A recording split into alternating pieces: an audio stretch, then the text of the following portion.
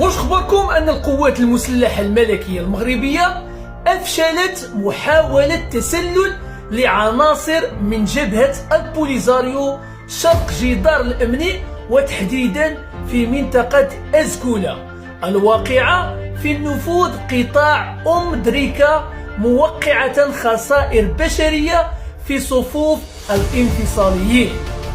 حيث تمكنت القوات المسلحة الملكية من استهداف 3 عناصر من البوليزاريو بواسطة الطائرة المسيرة إلكترونيا الدرون، وذلك بعد اكتشافها لتحركاتهم المشبوهة بالمنطقة المذكورة.